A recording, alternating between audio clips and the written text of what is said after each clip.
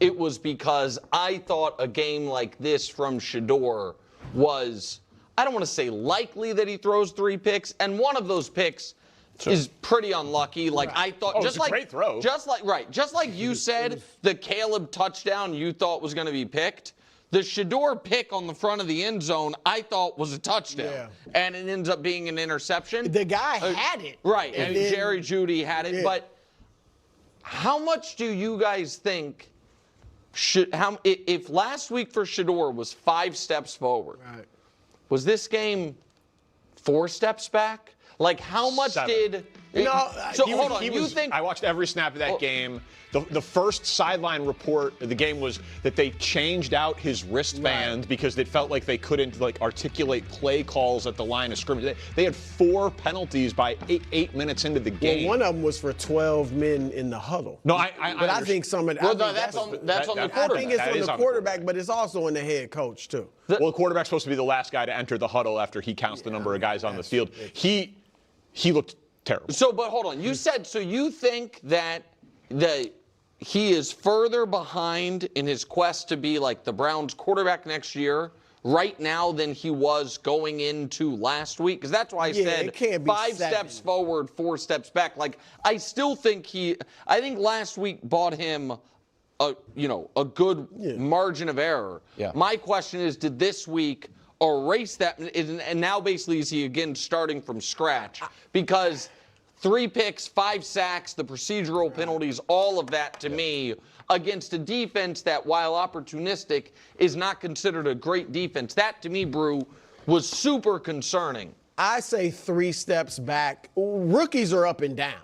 I mean, it's just the nature of it, is what it is. And I didn't expect them to play great, but I didn't expect Caleb to play great. I thought they both would be okay and Shedeur would be slightly better. But, I mean, look at every rookie in the league. Look at Caleb last year. Even Caleb at times this year, but up and down is what it is. So, I mean, Caleb was having trouble with the operation early in the season. So you got to give, Shedeur some leeway in that too. He wasn't good. I'm just saying, like you said, last week was so good.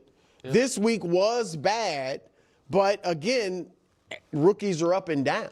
Sure, and if we're doing the big picture Shedeur thing, I mean, I just can't compare him to #1 overall pick Caleb Williams. I don't think you get that grace as a 5th-round pick. That's what I would. When they're going to have a top 5 pick who they could draft a quarterback to replace him. I mean, he had an okay statistical game against the Raiders in which he had a 66-yard touchdown when 65 yards were after the catch. It was a 1-yard swing pass that went for a touchdown. Then he had a great statistical game against the worst team in football, the Titans, in which he lost. And then he played a team that gives up a ton of big plays, and they had 4 first downs in their first 11 drives. The only time they looked even slightly competent was complete garbage time. If we were grading it, if you were doing Brew grades the Cowboys, you grade Shedeur, that was an F from Shedeur. He also has one of the worst offensive lines in the league. The worst, at least according to, I think, PFF, the worst receiving core in the league. So it's not like he's got a ton to work with. I agree. I agree completely. I'm just saying, same against Tennessee. He did not look good. Browns have the 4th pick. You're drafting, if you're in charge, you're drafting a quarterback? I'd have to, I mean, I've seen these quarterbacks in college play here and there, but I'd have to, really scout them if I was the Browns before I draft one. I'm not of the opinion that every year there's a great quarterback coming out. And we see that. That's only take one but we treat it like that. We you got to take. None of these quarterbacks might be worthy of the #1 or even a top 10 pick. We'll see. But I wouldn't automatically do it. All right, listen. There's a common refrain circulating about a pattern of progress followed by regression. Phrases like taking 5 steps forward and 4 back, or 7 steps back, as has been mentioned. This dynamic is what makes the current situation particularly intriguing, especially as I feel I'm becoming acquainted with many supporters of this player who have, thus far, responded positively to my commentary. This is the tangible reality of consistency. Are you prepared for this analysis? Let's proceed. I previously assessed his initial performance as not particularly strong, yet sufficient. There were glimpses of ability, alongside specific criticisms regarding decision-making. Then, following the contest against Tennessee, when widespread excitement erupted over his statistical output being hailed as historic and definitive proof of his superiority over other young quarterbacks, I maintained a more tempered perspective. I acknowledged it as another positive stride, but cautioned against extreme declarations, emphasizing that people often struggle with nuance and grounded discussion. Now we have a game where his performance was objectively poor, featuring brutal interceptions.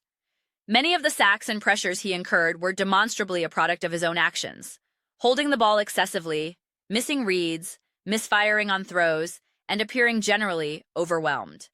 These are fundamental issues attributable directly to the quarterback, Shedeur Sanders, without question. I will defend one specific interception that I do not place on him. However, examining his production before any inconsequential late-game statistics, his line was stark. 15 completions on 25 attempts for 125 yards, with a passer rating around 15. It wasn't remotely close to adequate. Yet, I do not categorize this performance as 5 steps forward, 4 steps back. For me, it represents another incremental step forward. The context is critical. This is a rookie quarterback operating within a deficient team structure. There remains enough observable talent to suggest potential, but we must maintain clarity. We have witnessed quarterbacks drafted in later rounds, players like Spencer Rattler, also capable of making impressive throws that prompt amazement, despite being on terrible teams with dismissed coaches, lacking weapons or protection. Therefore, the mere existence of wow throws is not unique to Shedeur Sanders. This reality forces the essential evaluation: who merits the benefit of the doubt? When observing a later round pick making spectacular plays, the question becomes, is this quarterback actually skilled, merely hampered by circumstance? Do they simply need superior coaching, protection, or receivers? Some deserve that consideration. Others might generate excitement, prompting analysis similar to what surrounded Caleb Williams last season, where poor coaching and protection were cited, a situation that still appeared more organized than the current one in Cleveland. This leads to the inherent discrepancy between a first overall selection and a fifth-round choice. NFL franchises have a substantially greater investment, financially, strategically, and reputationally, in a top pick like Caleb Williams. Consequently, they will instinctively afford him a larger reservoir of patience and a more inquisitive approach to his struggles. The organizational mindset is, we believed you were an elite prospect. Therefore, when you struggle, we will diligently investigate the why. Conversely, if the initial evaluation was less enthusiastic and the player subsequently performs poorly, the reaction is often, you are performing as anticipated, reducing the impetus for deep diagnostic analysis.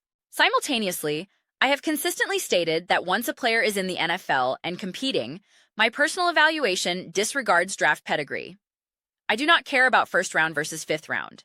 NFL front offices absolutely do, 1,000%. But as an external observer and analyst, draft slot is irrelevant. You either demonstrate enough capability or you do not. This was a bad game, a poor performance. One cannot attribute it entirely to first-team reps in practice, offensive line play, or other external factors. Those elements are contributing variables, but they do not constitute the entirety of the explanation. That is the crucial distinction. It's not the whole story. Nevertheless, I observed enough flashes of ability to conclude, all right, there is a kernel of talent here. Can we construct something from this foundation? Most importantly, as I indicated prior to this game, the pivotal evaluation focuses on the player's floor, not his ceiling. Public and media discourse becomes excessively fixated on potential ceilings. The true determinant for a quarterback's longevity as a starter versus transitioning to a backup role or being replaced is the stability of his floor. Quarterbacks who are ultimately moved on from possess floors that are perilously low, creating situations where their performance in any given moment can be catastrophically bad. A player like Jake Browning can engineer competent games, secure victories, and deliver well-placed throws. However, his perceived floor remains unstable and undefined. It feels as though it could plummet further at any time. That instability becomes the differentiator. Therefore, one cannot solely seek the spectacular highs, the beautiful deep ball, the unbelievable scramble. Those moments are significant. They provide hope and indicate latent talent. which is precisely what sustains optimism around Shedeur Sanders currently. They suggest, hey, there's something here to build upon. But the foundational concern is the floor. The objective is to identify, solidify, and elevate that baseline performance level, not just dream about the occasional peak. This is the aspect frequently overlooked in analysis.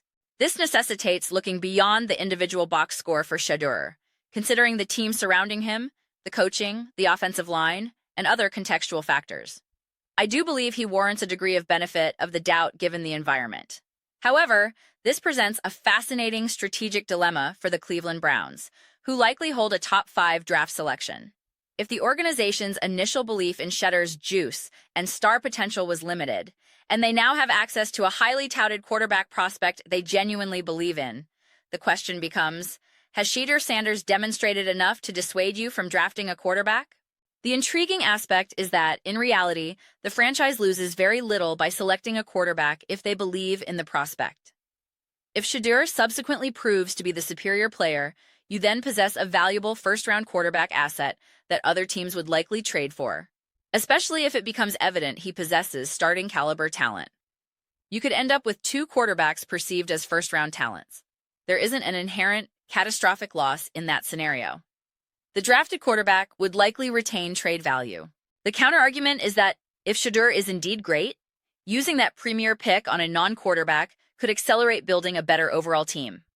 In the worst-case scenario, it simply delays that team building by 1 year, as you could address other positions in the following draft. This is arguably a more conservative approach. I am not asserting any single path is definitively right or wrong. It ultimately hinges on trust in your scouting department, ownership, general manager, and coaching staff. That requires a significant degree of institutional trust, a commodity the Cleveland Browns have not necessarily earned in recent history. It's a complex situation. Many point to the offensive line's performance as a primary culprit. However, examining the data on Shedeur Sanders' dropbacks reveals a telling statistic. On 19 dropbacks where he held the ball for 2.5 seconds or more, he was pressured.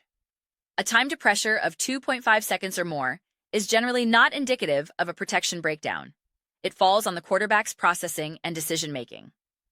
The offensive line fulfilled its core duty on those plays by providing a reasonable pocket for that duration. He was only pressured twice on plays where the ball came out in under 2.5 seconds, which is essentially the baseline expectation for any offensive line. For context, Caleb Williams, behind a strong offensive line, was pressured once in his last game. Bo Nix, also behind a proficient line, was pressured once. That is the comparative standard. Therefore, the critical question becomes, what can the quarterback do once he elects to hold the ball beyond that 2.5-second threshold? That responsibility transfers to him. He must know how to scramble effectively, buy time, and make a play. Bo Nix might hold the ball because he needs to create something when receivers are covered, yet he avoids sacks. Rookie quarterback Jackson Dart might hold the ball, but he has taken only 1 sack and uses his legs to gain positive yardage. That operational difference is paramount. Thus, one cannot simplistically attribute all pressures and sacks to offensive line failure and automatically default to that excuse. The quarterback's role in managing the pocket and the timing of the play is a significant, independent variable. But those are simply my reflections. I would be delighted to hear yours. What are everyone's thoughts on Shedeur Sanders? Did you anticipate a performance of this caliber? Do you believe this game damages his prospects of being viewed not merely as a starting quarterback, but as the unequivocal focal point of the franchise, the player you forego drafting a potential replacement for, committing to him as the guy you continue to develop? Share your perspectives in the comment section below. I read every single comment. Whether you agree with me or challenge me, let's engage in some dialogue. Let's have some spirited debates, but ultimately, let's simply enjoy the conversation. Please consider subscribing. We are cultivating an incredible community here and would absolutely adore your participation. I aim to build something we all feel a genuine connection to, something we're truly enthusiastic about joining. I believe we are making significant progress toward that goal. Please don't forget to give this video a thumbs up, as it genuinely assists with visibility and the platform's algorithm. Thank you so very much. I will see you all next time.